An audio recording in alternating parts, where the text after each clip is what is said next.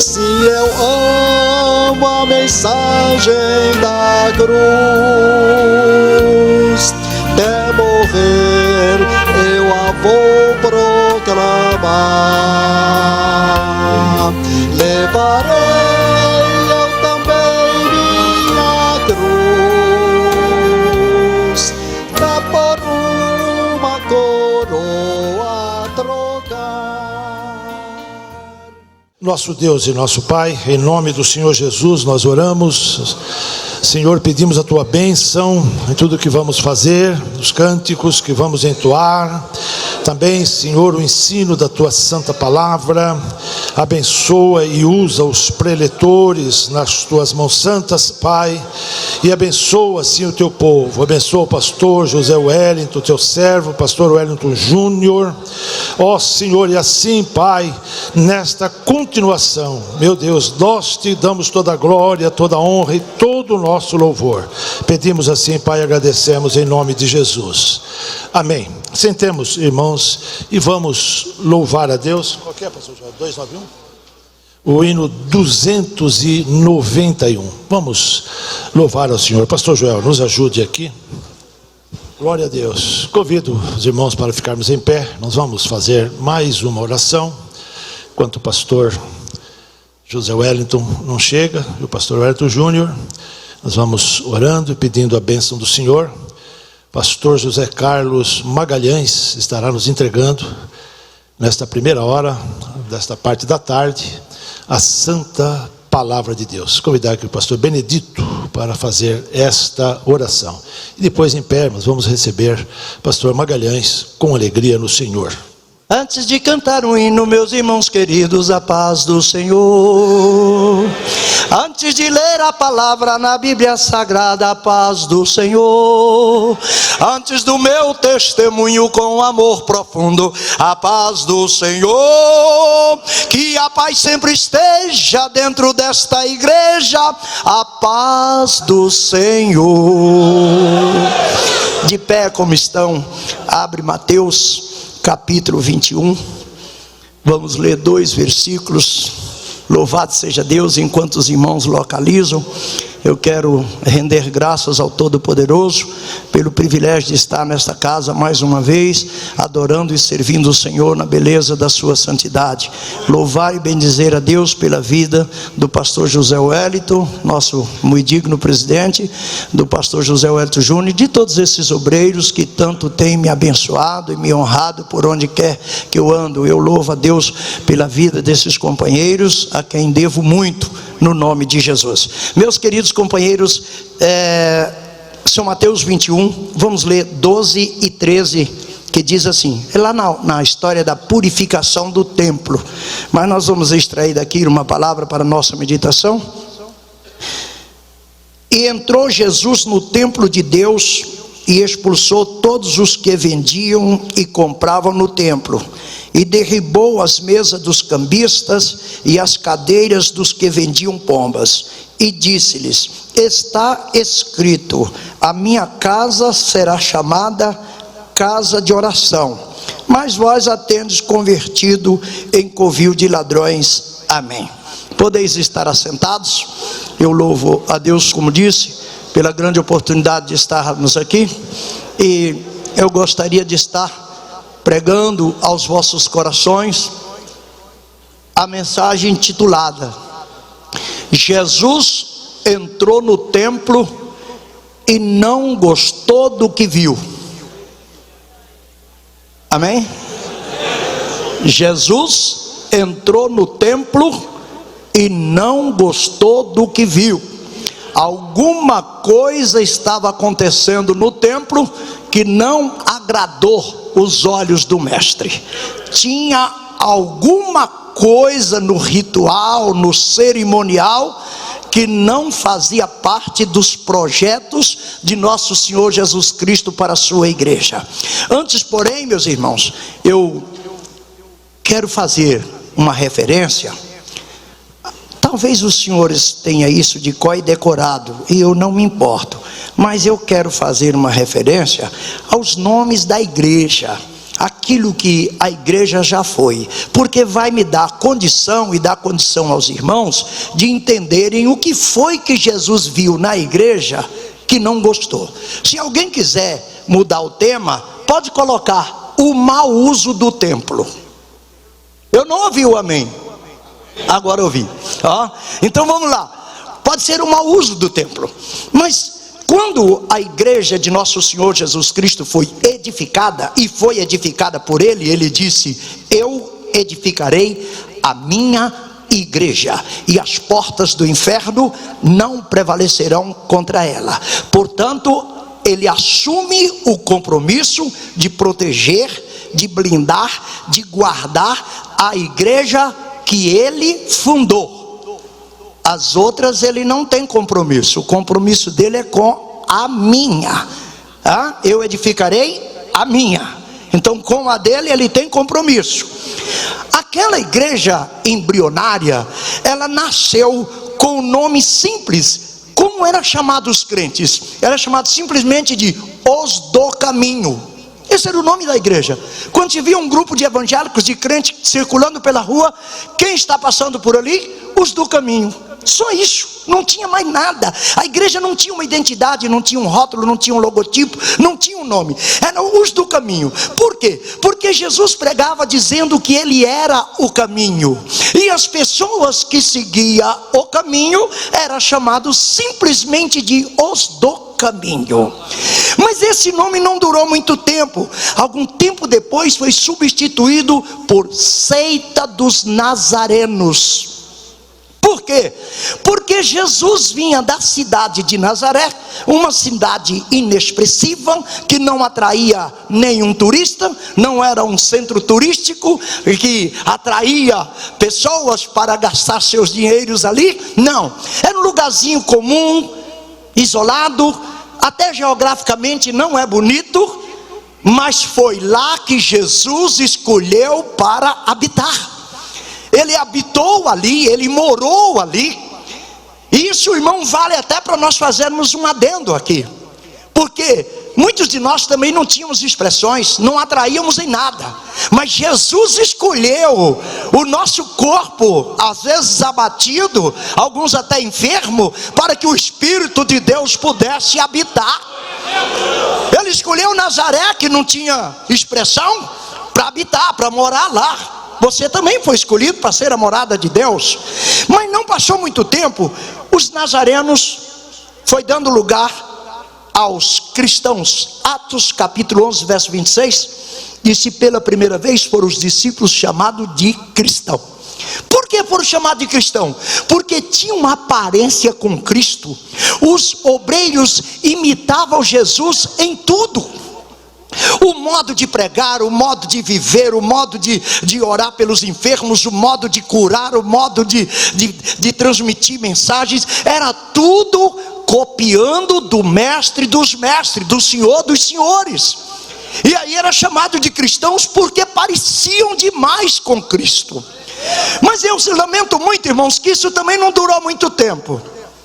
Eu falo um pouco rápido porque eu tenho uma carga grande para transmitir, e o horário é permitido, então nós vamos usar bem o horário. Mas o cristão passou pouco tempo, não parecia mais com Cristo, não imitavam mais a Cristo, e passaram a ser cognominados de protestantes. Como era o nome da igreja? Vocês acreditam que eu tenho saudade quando a igreja era chamada de protestante?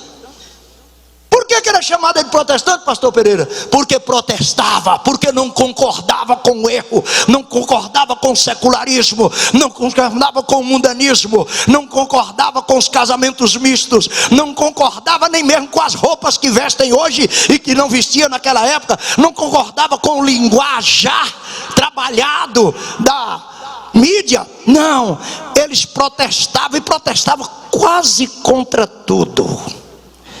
Os tempos foi passando e os crentes não protestam mais contra nada, não cobra mais nada, do jeito que vier tá bom. Eu costumo falar quando estou ministrando para casais, que as mulheres, por exemplo, hoje vestem uma saia que começa muito tarde e uma blusa que termina muito cedo. E aí Os protestantes não aceitavam isso, pastor. Os protestantes achavam que a roupa tinha que ter medida, tinha que ter tamanho, tinha que ter postura, até corte do paletó eles preocupavam. Os protestantes não aceitavam o paletó rachado. Pastor, mas isso era uma bobagem, mas naquela época qualquer crente expulsava demônio. É uma bobagem, mas quando um demoniado entrava na igreja e pegava um crente, os obreiros não chamavam o SAMU, não. Está me entendendo? Hoje, se o demônio pegar uma pessoa na igreja, eles rapidinho metem a mão na cinta, pegam um celular, chama o SAMU vem, algema lá, amarra, dá uma sossega-leão nele, e eles voltam para casa. Conosco é assim, aqui na casa de Deus, ele não deixa bagunçar, não. Pastor, eu confesso diante do Senhor e do meu Deus, eu vi adolescente de 13 anos de idade levantar um dedo para uma pessoa possuída por demônio na igreja, levantando os bancos da igreja, que não é leve, pastor. Aqueles bancos são pesados, 2 homens para carregar um banco. Aquela mulher levantava e jogava o banco lá na frente. Menininha foi durinha assim, aquele jeitinho. Tinha roupa, tinha cabelo, tinha tudo. Chegou lá aquele dedinho magro, parece só tinha o osso, e disse: saia em nome de Jesus. E saía. A igreja dos protestantes era boa, irmão. Depois ninguém protestou mais nada, deixou isso para os partidos políticos fazerem, né? Ninguém mais faz protesto nenhum. Aí virou os crentes. Era chamado simplesmente de os crentes. E os crentes pegou bem, irmão. Pegou bem. Por quê? Por que era chamado de crente? Porque cria, porque acreditava nos dons espirituais, porque acreditava no poder, porque acreditava na unção, porque acreditava na cura milagrosa, porque acreditava no batismo com o Espírito Santo, porque acreditava que Pentecoste não era pulo e nem grito, mas era ação, era poder, era coragem, era dinamismo. Os pentecostais faziam barulho, mas era cheio de unção. Não era barulho, só barulho. E depois dos crentes, irmão, identificado pelo ato de crer. Hoje, irmão, para um crente acreditar no milagre, dá um trabalho. Eu não estou autorizado a fazer propaganda e nem vim aqui para isso, mas eu escrevi 18 livros, irmãos. E um dos meus livros é Milagres, eu creio nisso. Tem alguém aqui que ainda crê em milagre? Milagres, eu creio nisso. Eu continuo acreditando que Jesus cura, que Jesus batiza com o Espírito Santo, que Jesus transforma, que Jesus muda, que Jesus opera. Eu continuo achando que Jesus usa qualquer pessoa, desde que esteja enquadrado na sua vontade. Mas os crentes também, irmão, foram dando lugar a outros nomes. Hoje nós não somos mais os crentes, passaram para os evangélicos. Pegou bem. E o orgulho de ser chamado de evangélico? Os crentes como evangélico, irmão, acreditavam no poder do evangelho, não pregavam o evangelho, ensinavam o evangelho, não tinha vergonha do evangelho, carregava a Bíblia no peito, era dentro do ônibus, do metrô, ele carregava assim, eu segurava desse lado, colocava aqui, onde entrava com a Bíblia, como se fosse o escudo da sua própria fé, como se fosse a alavanca de sua crença. Ele carregava a Bíblia assim. E é engraçado que naquela época também a Bíblia era chamada simplesmente de Bíblia Sagrada. Não tinha mais nome, era só Bíblia Sagrada. Depois começou a Bíblia do vovô, a Bíblia da titia, a Bíblia da solteirona, a Bíblia do pastor João, a Bíblia do pastor. Eu vi uma Bíblia, irmão, Bíblia do pastor Sassá, que vai saber que Sassá é esse. Dá para me entender? Eu até fiquei com receio de pensar que poderia ser um Sassá Tanás. Tenho medo. Estão me entendendo? O crente, o evangélico, irmão, ele fazia questão da identidade. Ele queria ser identificado como evangélico. Ele vestia como evangélico. Ele não andava na rua disfarçado de pecador, não. Ele andava fazendo com que todo mundo descobrisse que ele era evangélico, porque ele queria ser, ele tinha vontade de ser.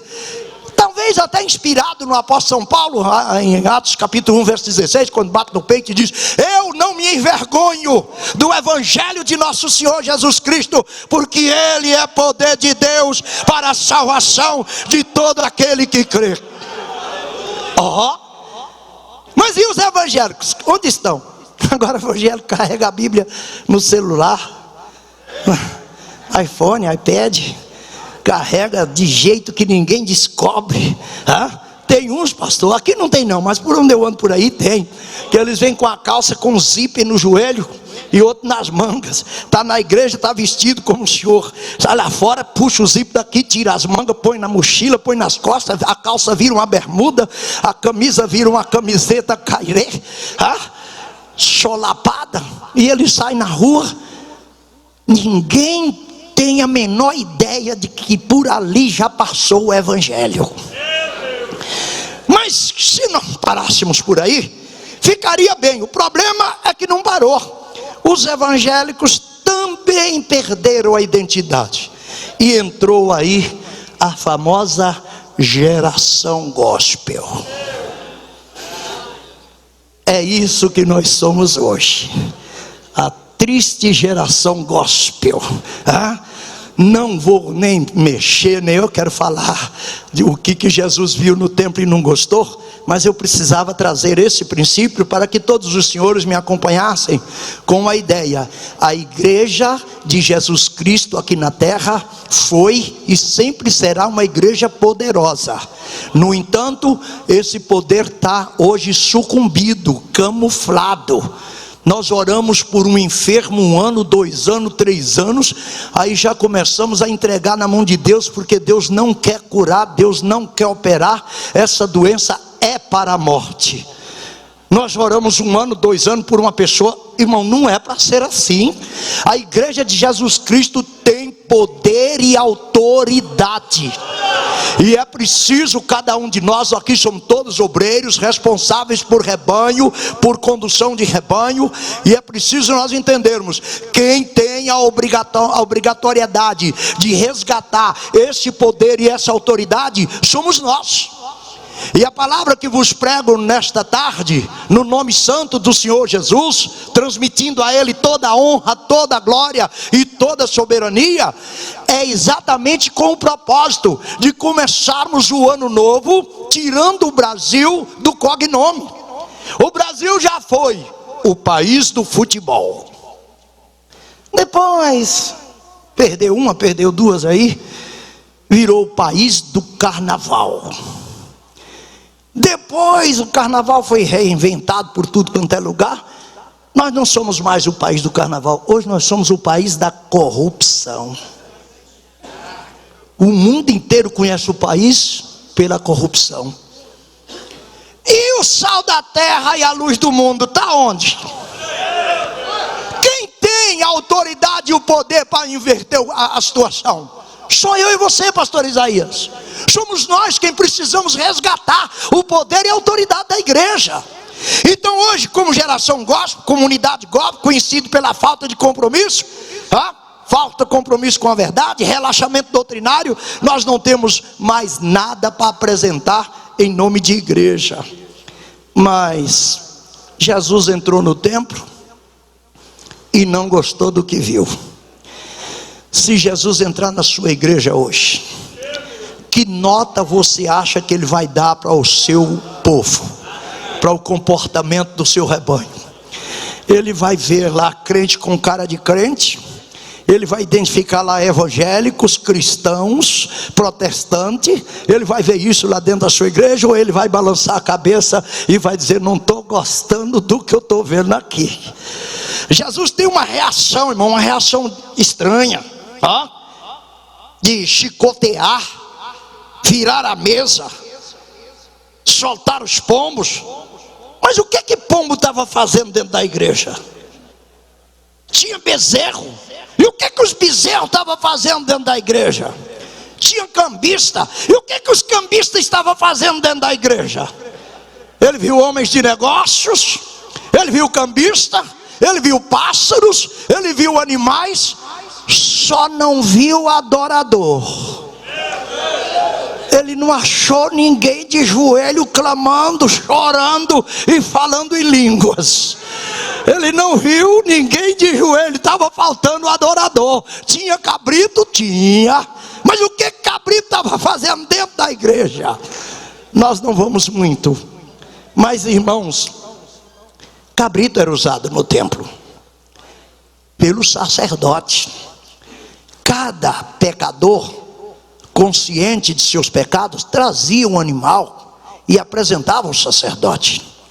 Os curiosos dizem que para ajudar os pecadores, os religiosos, que eu chamo aqui, vou dar um nome bonito para eles, para vocês registrarem aí, os operadores da religião. Gostaram? Como é o nome dos homens? Operadores da religião. Eles montaram uma barraquinha de cabrito. Assim o crente que estava lá na zona sul pecava, até ele no campo comprar um cabrito, pegar e trazer, ele ia chegar aqui depois do horário e não podia sacrificar depois das 18 horas. O dia era só até as 6 da tarde. Então o que ele fazia? Ele pegava o camelo e soltava a espora. Chegava aqui, comprava o cabrito ali, entregava para o sacerdote aqui, resolvia o problema, e o operador de religião dizia: vai em paz. Mas era tanta gente pecando que cabritos se acumulavam, e não dava tempo de matar todos os cabritos. E cabrito estava ali que já tinha subido e descido 4, 5 vezes sem ser sacrificado. Jesus, que tira a radiografia da alma, foi lá e tirou a radiografia dos operadores da religião e viu que aqueles corações estavam cheios de desejos de ganhar dinheiro, mas nenhum de operar a religião. A coisa estava feia. Jesus então começa a reagir. Ele tem um compromisso. Até os discípulos que entraram com ele, irmão, admiraram o templo. Esse é um risco que o obreiro corre, de não ver o que está acontecendo na igreja.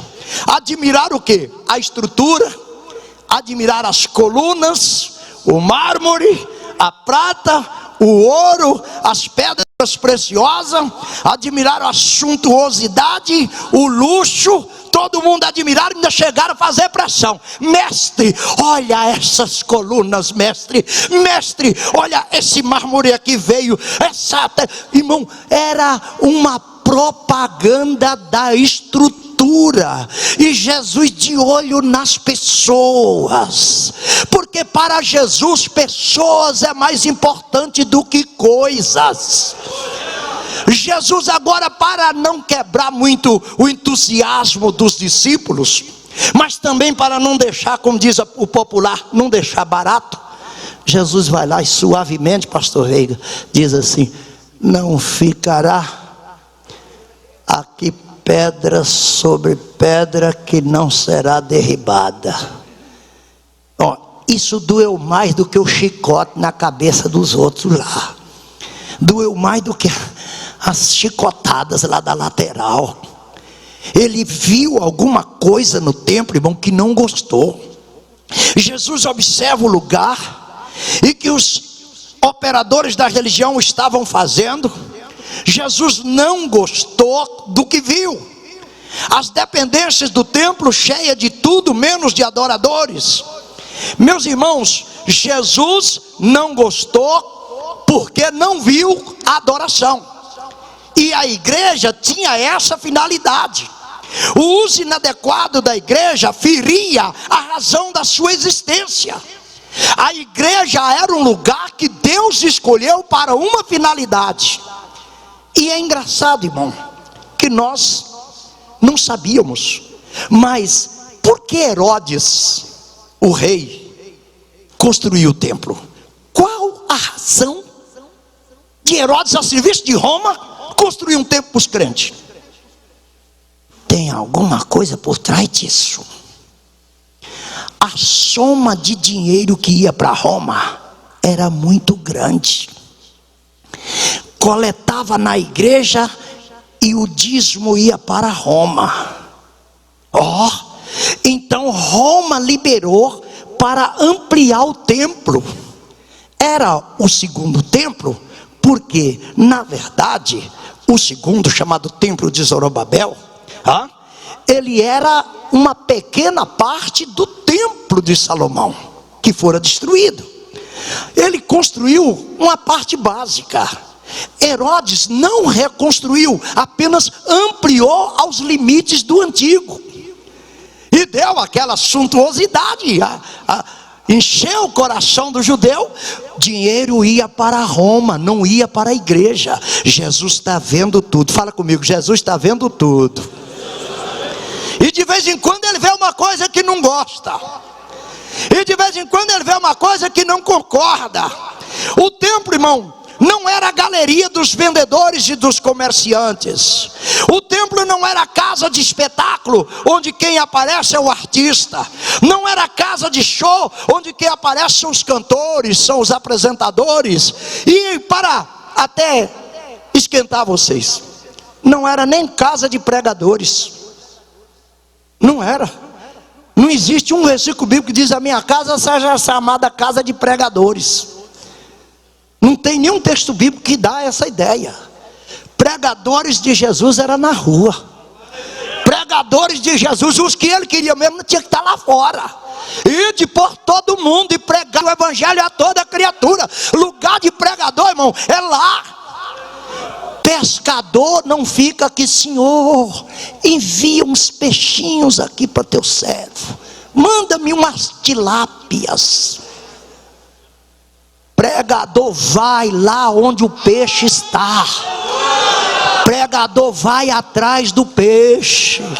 A casa não era chamada casa de pregadores, não, mas era casa de oração.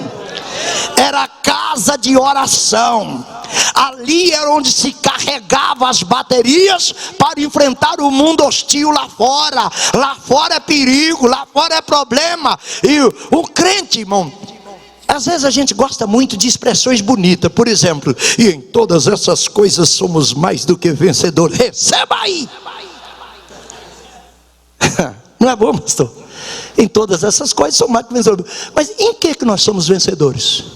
A quantidade de crente derrotado aí, irmão, não vou nem pedir para levantar a mão aqui. Quantos estão desempregados há mais de 6 meses? Não precisa levantar. Quantos estão com problema na família? Não levanta a mão. Quantos estão aí à beira do divórcio? Como é que nós somos mais que vencedores? Então que tipo de conversa é essa de Paulo no capítulo 8 de Romanos? Tem sentido. Ele não estava falando à toa. Mais do que vencedor é aquele crente que olha para dentro de si mesmo e reconhece suas limitações e sabe lidar com elas. Reconhece as limitações e sabe lidar com elas. Vencedor, ou mais do que vencedor, é aquele que reconhece a parceria. Para que a pausa, pastor? Para você memorizar. Reconhece a parceria entre o diabo, o mundo e a carne. O que eu disse? Enquanto um crente não reconhecer a parceria do diabo, o mundo e a carne, ele não pode bater no peito e falar que é vencedor. Vencedor é aquele que reconhece: o diabo, o mundo e a carne são problemas para você, e eles querem lhe pegar na primeira esquina. Então vencedor é o que reconhece isso, porque reconhecendo isso, o Senhor vence. Mas vamos trabalhar.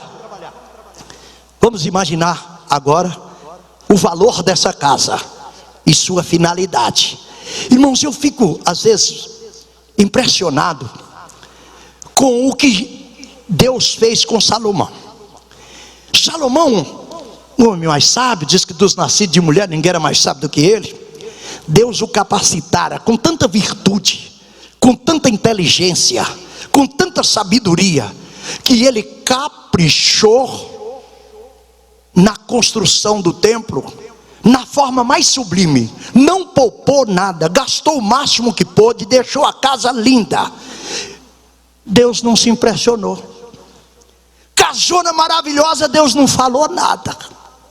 Chega alguém, porque tem sempre alguém para dar uma buzinadinha, né? Chegou alguém e disse: majestade, quando a igreja era de couro de cabra, pele de texugo e madeira, mesmo que alguma madeira já tinha dado cupim, e algumas peles já tinham sido estragadas pelas intempéries do tempo, naquela época, Deus se manifestava na igreja.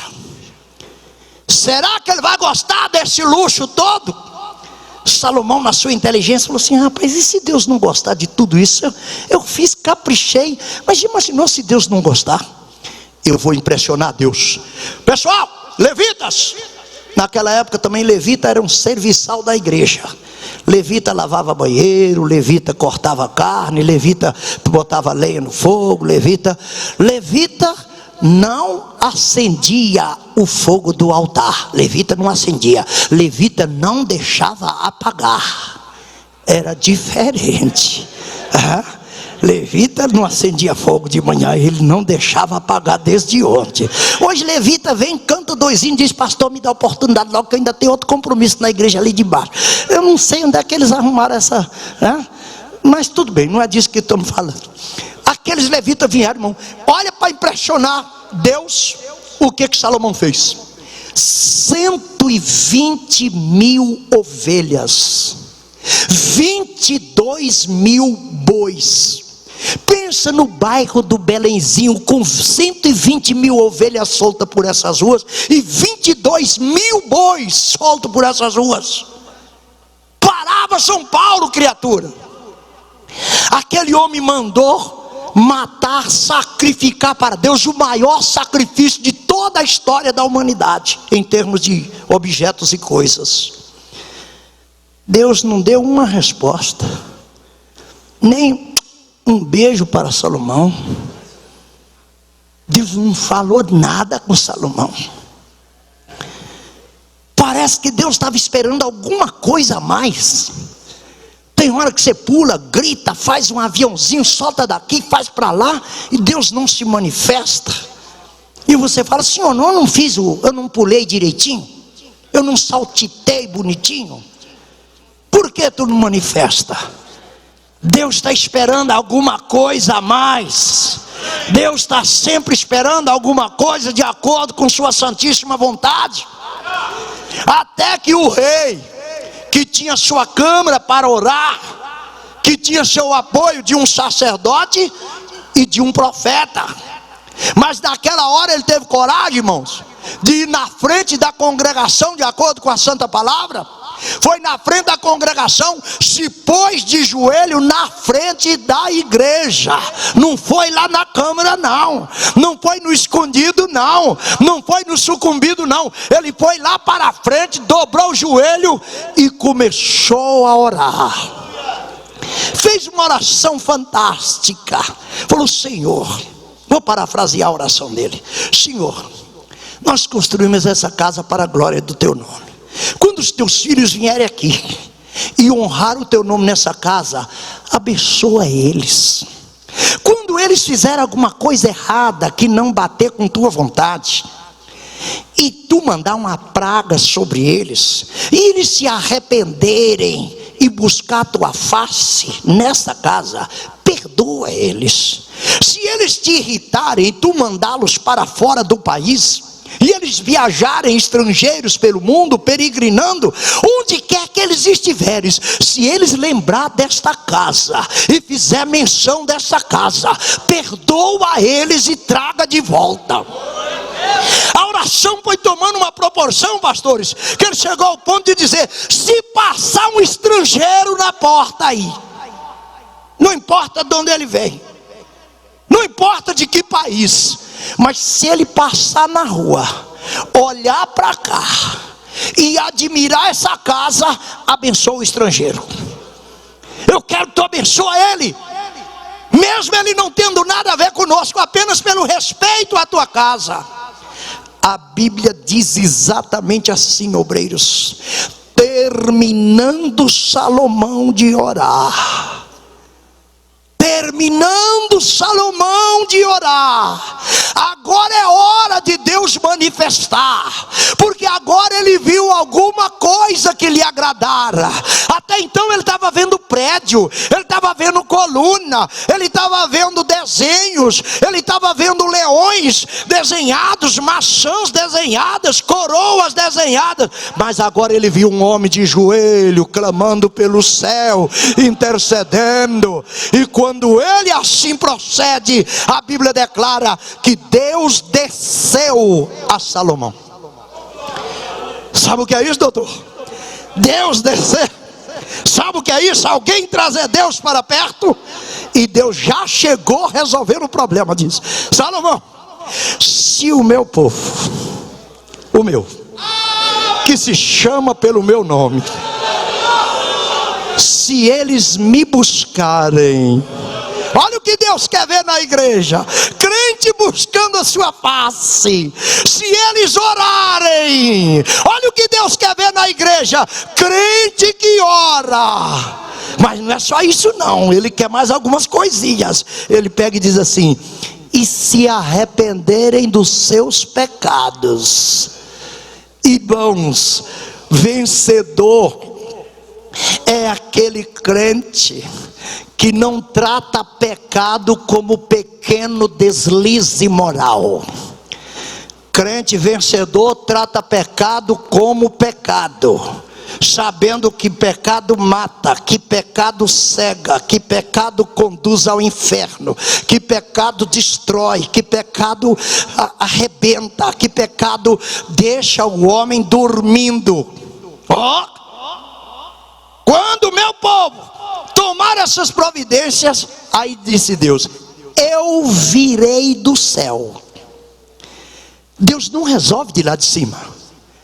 Ele não promete mandar mensageiros, ele não promete mandar um e-mail, ele não promete mandar um MSN, uma mensagem. Ele diz: eu virei do céu, sararei a terra. Faz uma pausa. O senhor de aulas poderia me perguntar: pastor, o que significa sarar a terra? Melhorar o ambiente onde o povo dele vive. Os senhores sabem qual é a exigência de Deus para operar um milagre? Ambiente favorável. Eu nunca vi Deus fazer milagre onde as pessoas não têm reverência, onde não buscam sua face, onde não trabalham com ele. Vocês já perceberam que batismo com o Espírito Santo na igreja sempre acontece na última hora do culto e normalmente passando do horário? Eu já tive fazendo uma observação. Os pastores são rigorosos. Olha, irmão, 9 horas é 9 horas, vamos terminar 9 horas porque não tem necessidade de passar.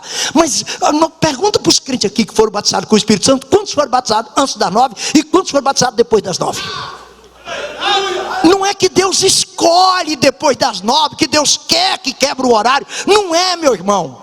É porque só no finalzinho é que os corações vão quebrantar, é que o ambiente vai melhorar. Deus opera em ambiente favorável, onde tem um crente lá com a cabeça baixa dizendo: Senhor, eu não me conformo de vir na tua casa e não ouvir tua palavra. Eu não me conformo de vir na tua casa e não sentir tua presença. Eu não me conformo de vir na tua casa e não ver acontecer nada. Onde esse crente estiver, às vezes lá caladinho, ele nem está pulando nem sapateando, ele está lá dizendo: Senhor, eu quero te ouvir, eu quero te sentir, e eu quero ver com os meus olhos o trabalhar do teu Espírito neste lugar. Quando a igreja pensa dessa forma, o ambiente fica favorável, e é aí que Deus começa a curar, a batizar. E às vezes Deus tem um modo de curar e batizar, irmão, que estranha nossa cabeça. Por exemplo, para fazer um milagre, olha o que Deus utiliza por milagre.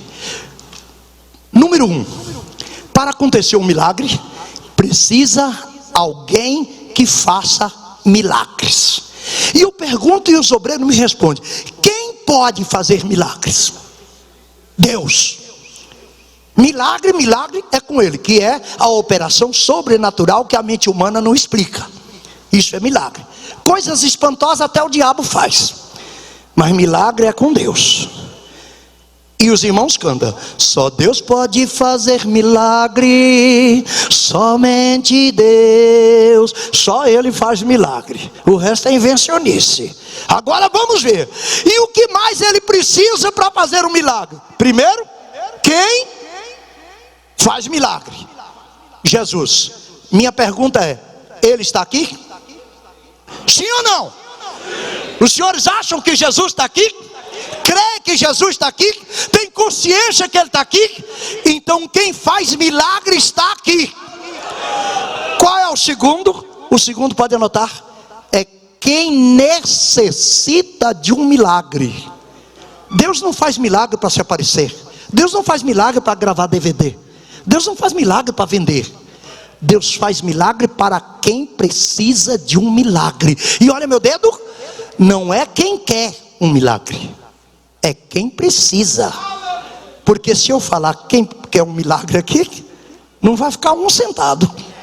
Todo mundo quer um milagre.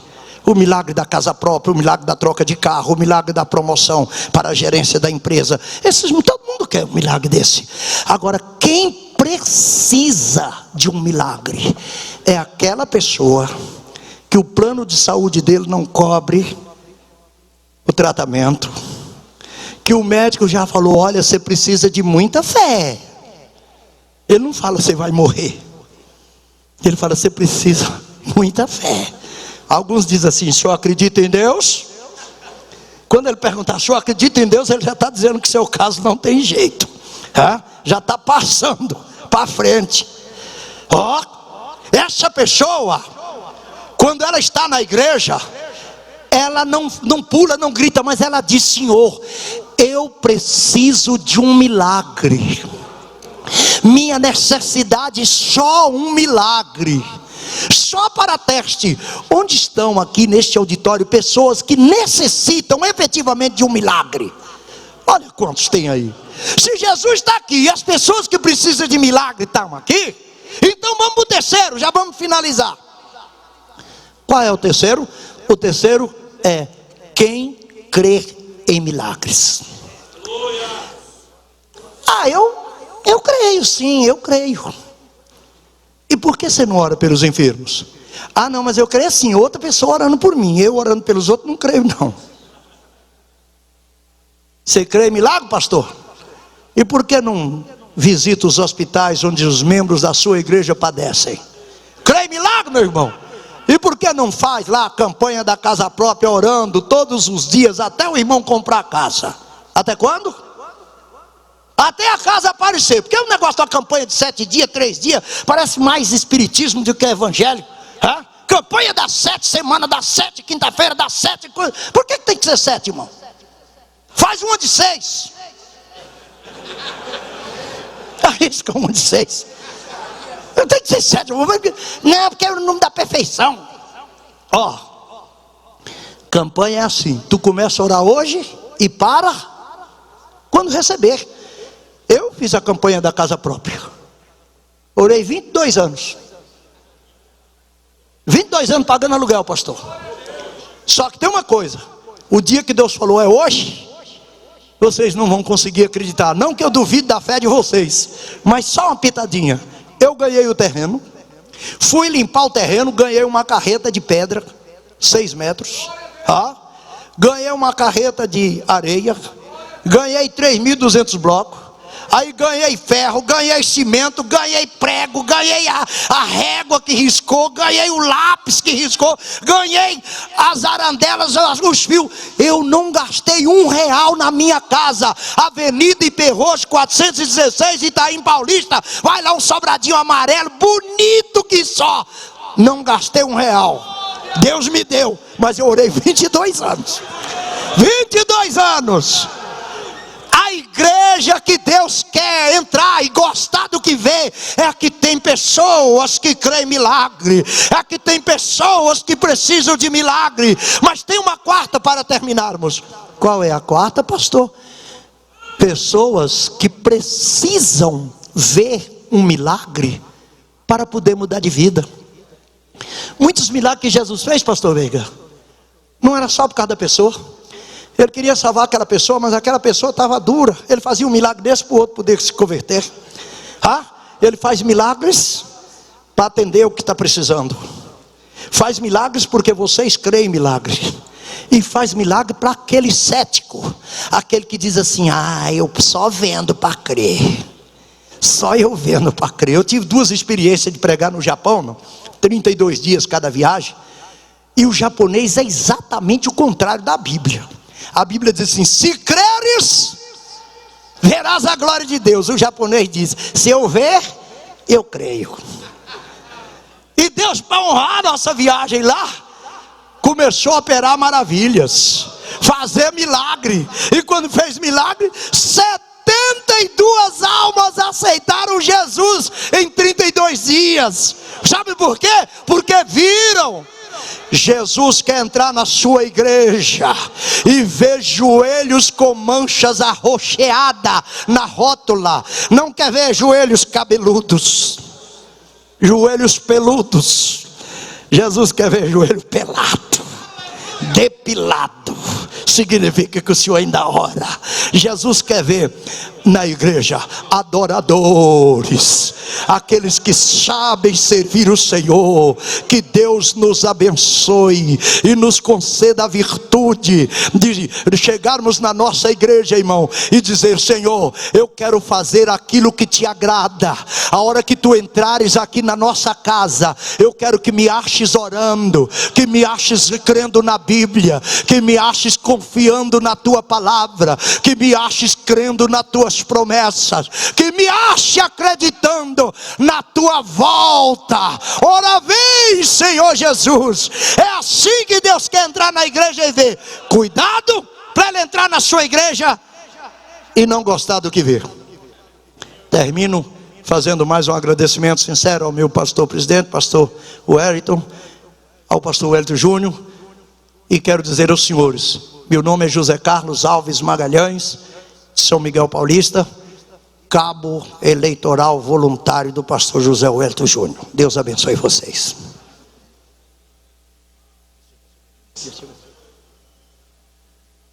Glória a Deus. Fiquemos em pé, amados irmãos. Vamos agradecer ao Senhor por essa tão boa e maravilhosa palavra. Glória a Deus. Depois estaremos louvando ao Senhor com mais um hino.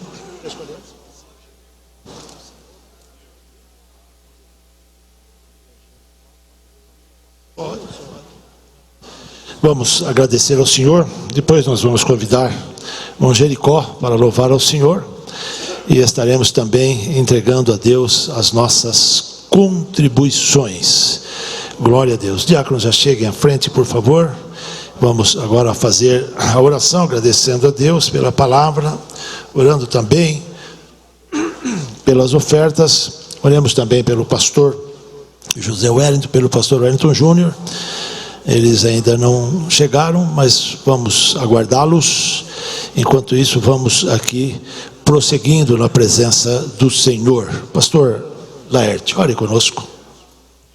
Grande Pai, grande Jesus, te adoramos, Senhor amado, pela palavra que tu nos deste agora na tarde, Senhor, muito edificante, muito proveitosa, de grandes orientações, Senhor, para a nossa vida, nosso cotidiano. Senhor Jesus querido, continua falando conosco. Logo mais, Senhor, estaremos no segundo período. Agora, nesse momento, Senhor, estaremos ouvindo um louvor, e neste momento, Senhor, os diáconos estão apostos para recolher com alegria, Senhor, a oferta que trouxemos para a tua casa, e nós te agradecemos em nome de Jesus. Amém.